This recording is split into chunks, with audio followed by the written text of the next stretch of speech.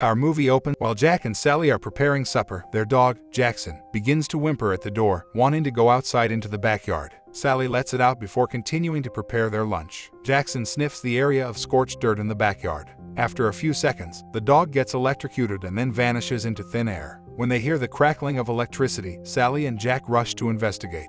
They look up to the roof, where they hear their dog but find two Jacksons. The pair decides that something in their soil caused Jackson to be replicated after retrieving the two dogs off the roof. Jack tosses his sneaker inside to investigate how it functions. When nothing occurs, he inserts a flower container. Despite Sally's skepticism, lightning strikes a short while later. Sally is shocked when Jack scales the roof to observe two blossoms. Sally has trouble falling asleep that night as a result of her thoughts about cloning soil and its potential. The next day, Jack observes his wife gazing intently at the artificial flowers on the table beside the window. Later, he discovers her babbling about how she utilized the cloning soil to replicate items like beef, chocolate cake, and eggplant after discovering that it could replicate anything organic or living.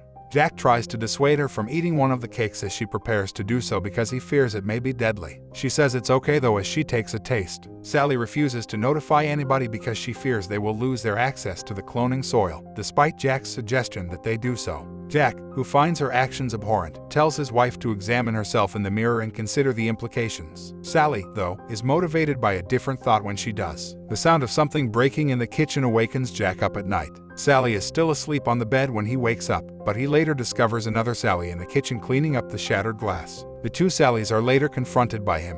He queries them about their most recent date night to see whether one is genuine. The restaurant's proper name is simultaneously uttered by both ladies, and they even recall how Jack ordered fish that he had to send back because it was overdone. The two Sallys exchange glances while Jack, irate, remarks that what his wife did is wrong. Morning came, and the original while making breakfast, Sally overhears her husband and the clone Sally laughing softly in the toilet. She is hurt to see her husband and the clone enjoying themselves when she checks on them in the shower. The guy argues that they always have a morning shower together, but his actual wife points out that it should be she that he is with.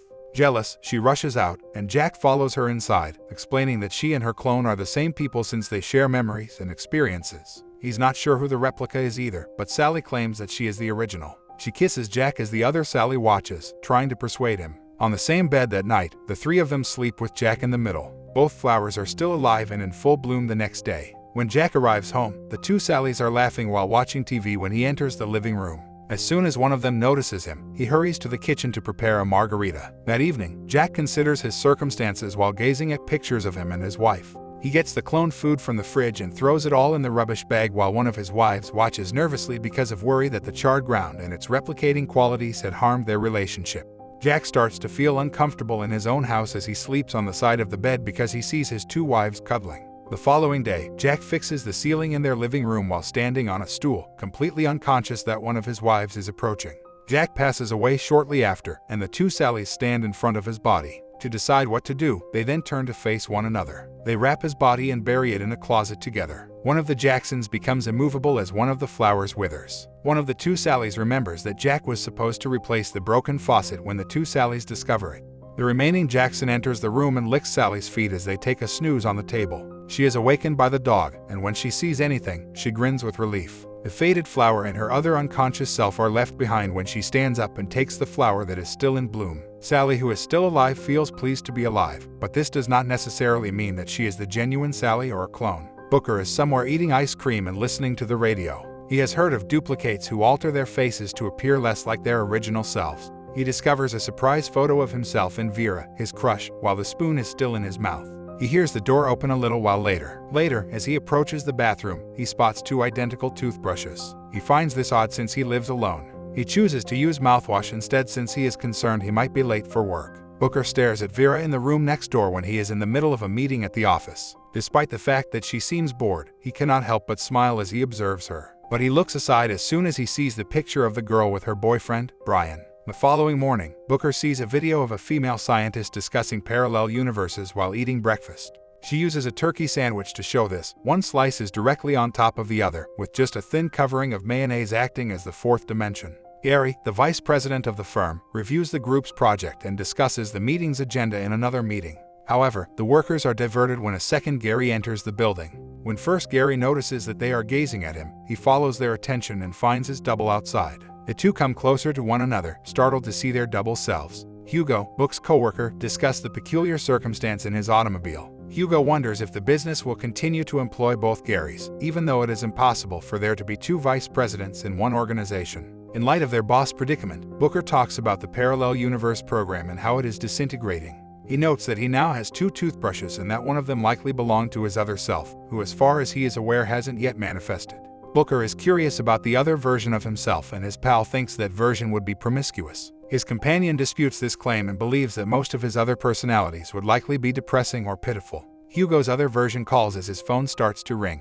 Hugo rushes outside to talk to his duplicate after Booker persuades his wary buddy to answer the call. Booker observes as Vera and Brian come out and walk to their car. When they leave, leaving Hugo behind, the guy pursues them. Booker overhears news about a doubles catastrophe that is causing a global crisis when he is driving. Additionally, there are unusual rains, but the reporter assures the audience that they have nothing to do with the space-time abnormality. Those who encounter their counterparts have responded to the oddity in a variety of ways. Some have struggled and rioted, while others are taking advantage of their increased ability to assume responsibility. Booker pulls into a parking spot across from the pair as they approach a residence and waits to see them enter. Later in the evening, he is conversing with customer service while watching TV. He has a dream about his alternate self having encounter with a lady across the room as the phone representative puts him on wait. The call abruptly ends as the agent comes back on the line. A different version of himself interaction with his third self as he examines the other room once again. By turning the TV channel, Booker rejects these images. Paul, a duplicate specialist, is seen in the program saying that cloned people's peculiar appearances are unpredictable, much like how the original Paul awoke perplexed when he first saw his other self. The next morning, Booker is informed that Brian has been detained on suspicion of murder for the slaying of his doppelganger, who was fast sleeping alongside Vera. He is further worried when Vera doesn't show up for work that day. Hugo and Booker talk about Brian and Vera's predicament when they are taking a break. Booker was informed that the original Brian felt horrified about killing his alternate self, acknowledges that having a duplicate will be difficult. Hugo claims that there is a connection between the thoughts of the original self and the duplicate. He continues by saying that because the man murdered his counterpart and not another person, the system was broken and even the court was unsure how to proceed with the case. Then Booker talks about how last night he had dreams in which he witnessed his duplicate having a encounter with an unknown lady and another version of himself. Although Hugo finds this to be intriguing, his friend feels embarrassed by it. He says that if they were religious, it would be difficult to accept the scenario and draws Booker's focus to a wider horizon, such as numerous hells. Hugo then envisions the inevitable mayhem of hell and a parallel reality merge. When Booker tries to reach Vera later that evening, her phone is disconnected. Booker worries about Vera the following day, but Hugo reassures him that she is only getting over the incident.